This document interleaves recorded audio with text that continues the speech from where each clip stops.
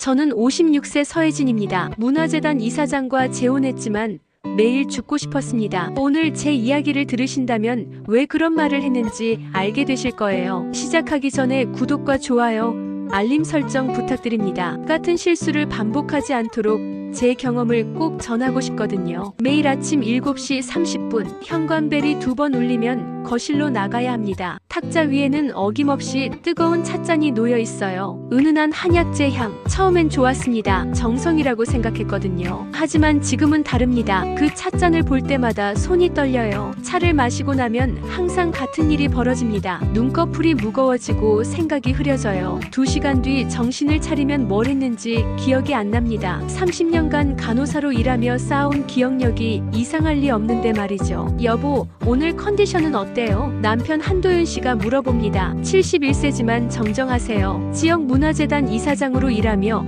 한의학에도 관심이 많다고 하셨어요. 그래서 매일 직접 차를 끓여주신다고. 네, 괜찮아요. 거짓말입니다. 괜찮을 리가 없어요. 머리는 무겁고 손은 떨리고 기억은 계속 빠져나가고 있으니까요. 오늘 벽시계가 또 느려졌네요. 도윤 씨가 거실 벽시계를 바라보며 말합니다. 매일 같은 얘기예요. 시계는 정상인데 왜 자꾸 느리다고 하실까요? 현관 비밀번호도 이상합니다. 분명히 제 생일로 설정했는데 어제 나가려다 안 열렸어요. 언제 바뀐 걸까요? 새 번호는 가르쳐주지 않으셨어요. 혼자서는 나갈 수 없어요. 30년간 환자들을 돌보며 쌓은 직감이 말합니다. 뭔가 잘못됐다고. 이 차에는 뭔가 들어있다고. 하지만 확신할 수 없어요. 도윤 씨는 저를 사랑한다고 하시고 건강을 걱정해서 끓여주신다고 하니까요. 돌이켜보면 모든 게 계획적이었을 수도 있습니다. 하지만 그때는 정말 우연이라고 믿었어요. 운명적인 만남이라고 생각했거든요. 지난 3월이었습니다. 보건소에서 주최하는 문화강좌에 참석했어요. 전통차와 건강이라는 주제였는데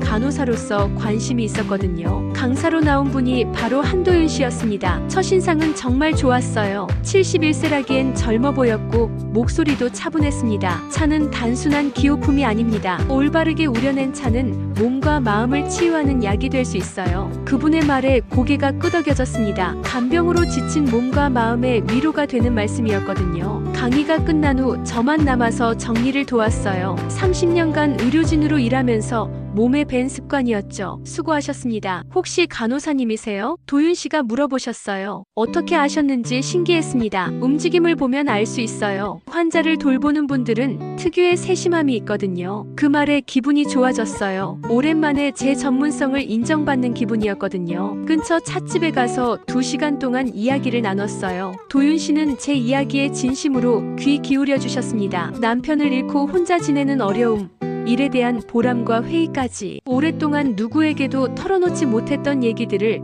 자연스럽게 하게 됐어요. 혜진 씨는 정말 대단한 분이시네요. 30년 동안 환자들을 돌봐오셨다니. 따뜻한 위로의 말씀에 눈물이 날 뻔했습니다. 남편이 세상을 떠난 후 5년 동안 누군가 제 마음을 이해해준다고 느낀 건 처음이었어요. 한 달이 지나자 도윤 씨는 더욱 적극적이 되셨어요. 주말마다 만났고 때로는 문화 행사에 함께 가기도 했습니다. 2번째 만남에서는 예쁜 찻잔 세트를 선물로 주셨고 3번째 만남에서는 직접 우린 건강차를 가져오셨어요. 이건 제가 직접 조제한 건강차예요. 간호사님처럼 남을 돌보는 일을 하시는 분들에게 특히 좋은 처방이거든요. 정말 맛있었어요. 은은한 향과 부드러운 맛. 마시고 나니 마음이 편안해졌습니다. 2달째가 되던 어느 날 도윤 씨가 진지한 표정으로 말씀하셨어요. 혜진 씨, 저와 함께 인생의 후반부를 시작해 보시겠어요? 갑작스러운 청혼이었지만 거부할 이유가 없었습니다. 그분은 저를 이해해 주었고 외로운 일상에 활력을 가져다 주었거든요. 신혼집은 시 외곽의 전원주택이었습니다. 조용하고 아름다운 곳이었어요. 넓은 정원에는 계절 꽃들이 가득했고 집안은 깔끔하게 정리되어 있었습니다. 특히 거실 한쪽에 마련된 서재가 인상적이었어요. 저기는 제 개인 공간이에요. 중요한 자료들이 있어서 함부로 들어가시면 안 돼요. 도윤 씨의 말투가 살짝 달라진 걸 느꼈어요. 부드럽긴 했지만 단호했습니다. 첫 주는 정말 꿈 같았어요. 하지만 둘째 주부터 조금씩 변화가 시작됐어요. 거실 벽에 시간표가 붙기 시작한 겁니다. 기상, 식사, 건강차, 산책 시간이 빼곡히 적혀 있었어요. 혜진 씨 건강을 위한 일정표예요. 규칙적인 생활이 건강에 가장 좋거든요. 셋째 주에는 휴대폰 핸드폰이 새 것으로 바뀌었어요. 연락처를 확인해보니 절반 이상이 사라져 있었습니다. 가족과 아주 가까운 지인들 연락처만 남아있었어요. 보건소 동료들 번호도 모두 사라졌습니다. 넷째 주부터는 외출에 제약이 생겼어요. 혼자서는 나갈 수 없게 됐습니다. 마트도 은행도 심지어 산책도 항상 동행해야 했어요. 가장 큰 변화는 차 시간이었어요. 하루 3번 정해진 시간에 마셔야 하는 특별한 차가 있었습니다. 이건 혜진 씨만을 위한 특별 처방이에요. 30년간 간병으로 지친 몸을 회복시켜줄 거예요. 차 맛은 조금 이상했어요. 쓰고 지냈습니다. 하지만 차를 마신 후에는 항상 졸음이 몰려왔어요. 머리도 무거워지고 집중력도 떨어졌습니다. 결혼 2달째가 되자 제 몸과 정신에 이상한 변화들이 나타나기 시작했습니다. 하루 3번 마시는 차 후에는 어김없이 기억이 끊겼어요. 차를 마시고 소파에 앉아있다가 깨어나면 2~3시간이 훌쩍 지나 있었습니다. 손끝 떨림도 심해졌어요. 가장 충격적이었던 건 제가 쓴 노트를 발견했을 때였습니다. 평소 꼼꼼한 성격 때문에 일기를 쓰는 습관이 있었는데 어느 날 일기장을 펼쳐보니 이상한 글이 적혀 있었어요. 오늘도 차를 마셨다. 맛있으다. 하지만 거부할 수 없다. 도윤 씨가 화낼까봐 무섭다. 제 글씨였는데 쓴 기억이 전혀 없었습니다. 언제 이런 글을 썼을까요? 간호사로서의 직감이 작동하기 시작했습니다. 환자를 관찰할 때 쓰던 체크리스트를 스스로에게 적용해봤어요. 기억 상실, 손떨림, 졸음, 집중력 저하 이런 증상들을 일으킬 수 있는 약물들이 떠올랐어요. 벤조디아제핀 계열의 신경 안정제나 수면 유도제 같은 것들. 그 무렵 기적처럼 조카 수민에게서 연락이 왔습니다. 이모 안녕하세요. 결혼하신 후 소식이 없어서 걱정됐어요. 수민아 잘 지내고 있어.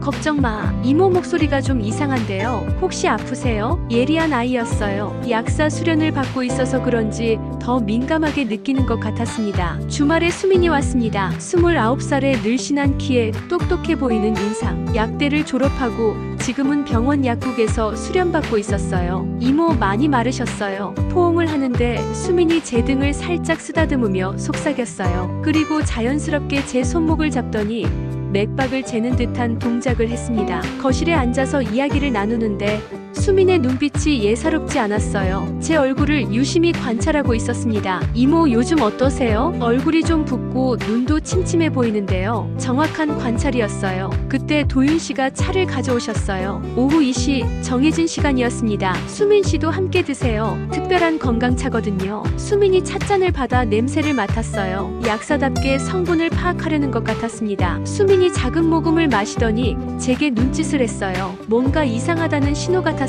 30분쯤 지나자 또 졸음이 몰려왔어요. 수민이 그 모습을 지켜보고 있었습니다. 이모 차 드시고 나면 항상 이러세요? 날카로운 질문이었어요. 수민은 계속 저를 관찰했습니다. 제 동공 크기, 말하는 속도, 반응 시간까지. 수민이 떠나기 전에 제 손을 꼭 잡았어요. 이모 몸조리 잘하세요. 그리고 혹시 이상한 점 있으면 언제든 연락해요. 일주일 후 수민에게서 전화가 왔습니다. 밤 11시쯤이었어요. 이모 지금 통화 가능하세요? 그 차 이상해요. 심장이 쿵 내려앉았습니다. 벤조디아제핀과 바르비탈이 검출됐어요. 중추신경 억제제예요. 쉽게 말해서 수면제나 신경 안정제에 들어가는 성분이죠. 이거 장기간 복용하면 기억력 저하, 집중력 감소, 의존성 형성이 돼요. 그리고 용량에 따라서는 생명이 위험할 수도 있어요. 온몸에 소름이 돋았습니다. 정말로 차에 약물이 들어있었던 거예요. 이모 지금 당장 그 차 마시는 걸 중단하세요. 며칠 후 도윤 씨가 출장을 간다고 하셨어요. 기회였습니다. 서재를 수색할 절호의 기회였거든요. 청소함을 뒤지니 정말로 예비 열쇠가 있었어요. 손이 떨리면서도 서재 문을 열었습니다. 캐비닛을 열어보니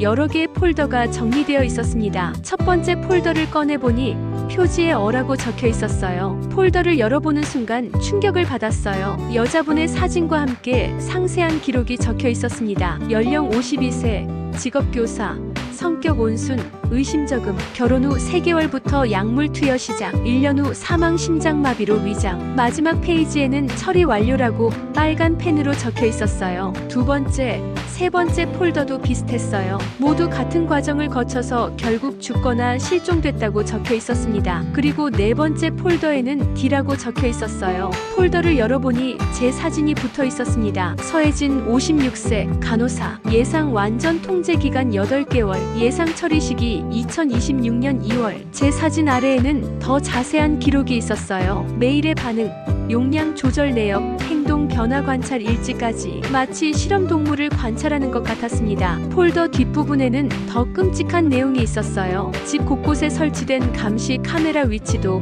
제가 잠든 사이 찍은 사진들, 그리고 최종 처리 방법까지. 최종 단계 약물 과다 투여로 인한 자연사 위장, 사인 심장마비 또는 호흡 정지. 손이 떨리면서도 모든 페이지를 핸드폰으로 촬영했어요. 증거를 확보해야 했거든요. 그런데 갑자기 현관문이 열리는 소리가 들렸어요.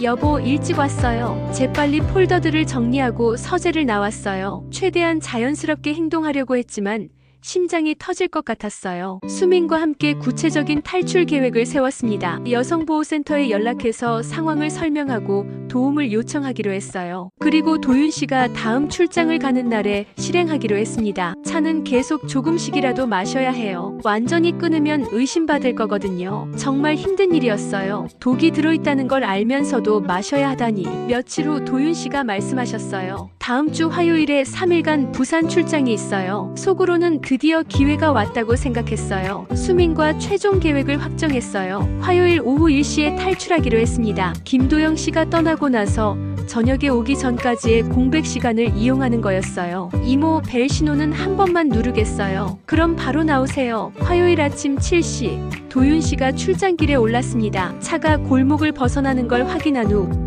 저는 깊게 숨을 들이마셨습니다. 2달 만에 처음으로 마시는 자유로운 공기 같았어요. 수민이 어제 몰래 전해준 해독제를 꺼냈습니다. 활성탄과 비타민 B 복합체가 들어있는 캡슐이었어요. 12시에 김도영 씨가 가시면 오후 6시까지 6시간이 비어 있었습니다. 그 사이에 탈출해야 했어요. 정확히 1시에 현관벨이 울렸습니다. 한 번만. 약속된 신호였어요. 문을 열어보니 수민과 여성보호센터 상담사 2분이 서 있었습니다. 이모, 준비됐어요? 가방을 들고 현관을 나서는 순간 뭔가 상징적인 느낌이 들었어요. 지난 2달간의 감옥 생활에서 벗어나는 순간이었거든요. 보호센터에 도착해서 상담을 받았어요. 제 상황을 자세히 설명하고 증거 사진들도 보여드렸습니다. 정말 끔찍한 일이네요. 용기 내서 신고해 주셔서 고맙습니다. 병원에서 각종 검사를 받았어요. 검사 결과는 충격적이었습니다. 혈중에서 벤조디아제핀과 바르비탈이 고농도로 검출됐어요. 이 정도 농도면 생명이 위험할 뻔했어요. 조금만 더 늦었다면. 의사 선생님이 심각한 표정으로 말씀하셨어요. 다음 날부터 본격적인 법적 대응을 준비했습니다. 변호사와 상담하고 경찰에 신고하고 증거를 정리했어요. 일주일 후 경찰이 도윤 씨 집을 압수수색했습니다. 서재에서 나온 파일들과 대량의 약물들,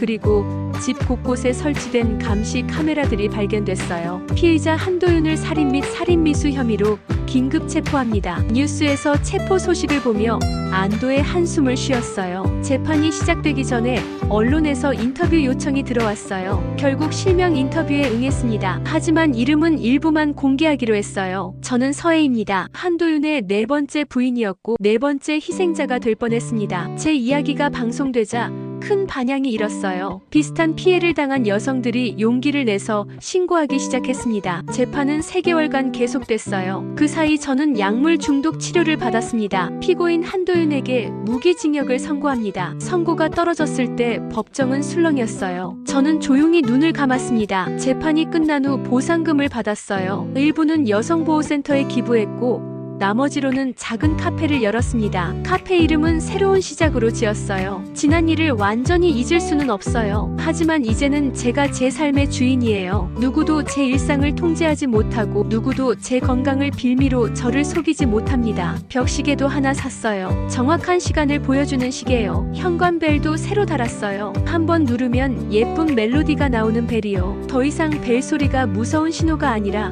반가운 손님을 알리는 소리가 됐습니다. 오늘도 카페에는 여러 손님들이 옵니다. 어제는 20대 여성분이 와서 말했어요. 남자친구가 저를 너무 통제하려고 해요. 이게 사랑인가요? 저는 그분에게 말했어요. 사랑은 상대방을 자유롭게 해주는 거예요. 통제하고 제한하는 건 사랑이 아니라 소유욕이죠. 이런 일들이 제게 큰 보람을 줍니다. 제 경험이 다른 사람들에게 도움이 되고 있다는 걸 느낄 때마다 살아남기를 잘했다고 생각해요. 이제 저는 제 삶의 진짜 주인입니다. 56세에 새로 시작한 인생이지만 늦지 않았어요. 매일 아침 일어나서 제가 원하는 차를 끓이고 제가 가고 싶은 곳에 가고 제가 만나고 싶은 사람들을 만납니다. 만약 이 이야기를 듣는 분 중에 비슷한 상황에 있는 분이 계시다면 꼭 기억해 주세요. 보살핌을 가장한 통제는 사랑이 아닙니다. 당신을 위한다며 제한하는 건 보호가 아니에요. 그리고 반드시 탈출할 수 있습니다. 저처럼요. 끝까지 들어주셔서 감사합니다. 이 이야기가 누군가의 용기가 되길 바랍니다. 도움이 되셨다면 구독과 좋아요,